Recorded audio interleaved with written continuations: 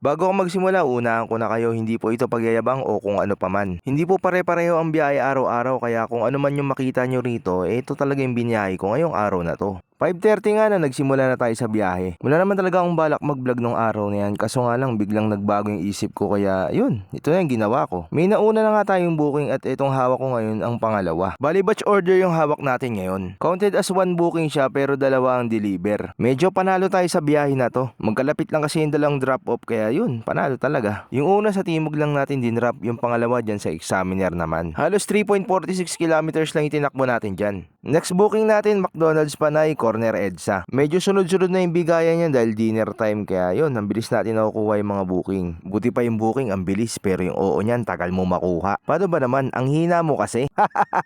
Okay, next booking tayo, Everything But Cheese. Ayoko na lang basahin yung acronym niya kasi parang iba yung naiisip ko. Naiisip nyo rin ba?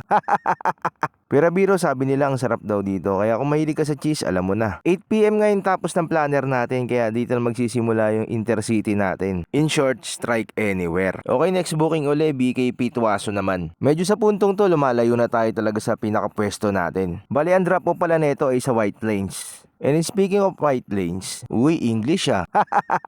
Hindi ko makakalimutan yun, nakapag-deliver ako sa bahay ni Ma'am Ria Atayde. Parang may family gathering sila. To cut na lang story short, uy, English na naman.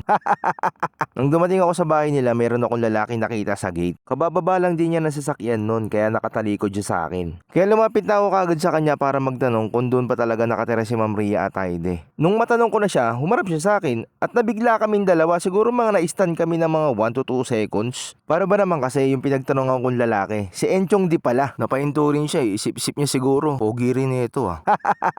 Okay, next booking dito naman tayo sa Turks White Plains. Na-amaze lang ako sa mga merchant dito, kung madadaan kayo, makikita nyo naman na talagang pangmayaman talaga yung mga setup. Siyempre, ano pa bang i-expect mo? White Plains nga, hindi pwedeng pudyo-pudyo rito dahil mayayaman nga yung mga taong nakatira sa harapan nito. Bali long distance nga itong hatid natin simula White Plains hanggang Cainta. Sa puntong to nawala yung bigayan ng booking, medyo humina siya, kaya napahaba yung gapang natin simula Cainta hanggang dito sa Tomas Morato. Yun kasi yung pinaka-gameplay ko ngayon, tanggap ako ng tanggap ng booking kahit saan ako abutin. Tapos kapag wala ng booking, tsaka ako bababa ng paunti-unti sa pinaka-pwesto ko. Nasasaya nga kasi ako sa gas kung pili pa ako ng pili. Total gabi naman, walang traffic, kaya okay lang kahit saan ako abutin. Hindi na bago sa akin do dahil dati birador naman ako ng Express, Lalamove at saka MC Taxi. Kaya kabisado ko na yung mga lugar na okay at yung mga lugar na dapat iwasan. Ang pinaka-tip ko lang, pag ganito rin yung diskarte ninyo, makisama lang tayo sa mga lugar na pupuntahan natin. Para iwas away at abirya talaga. Okay, tara na sa pinakahuling booking natin, Mang Inasal Sa Caloocan. Sa puntong to, medyo nakakaramdam na ako ng kamot sa tiyan. Ikaw ba naman makapunta rito sa Mang Inasal? Ewan ko lang kung di ka talaga matakam sa malaking manok. Pero okay lang, makakatiis pa naman. Di pa kasi ako nakakakota, kaya talagang wala pang karapatang kumain. Ito na nga yung pinakahuling deliver natin at medyo madilim nga, pero okay lang naman, hindi naman siya delikado. At eto na nga ang naging breakdown ng biyahe natin. Ulitin ko po, hindi po ito pagyayabang o kung ano pa man. Sineshare ko lang po yung naging diskarte ko kasi medyo nakakaramdam talaga ako ng tumal. Sa mga kagaya kong rider na hindi mahilig mag-top up, ito yung pinakamagandang biyahe talaga. Strike anywhere. So yun lang muna uli sa araw na to. Maraming salamat sa panonood at sana nakatulong sa inyo.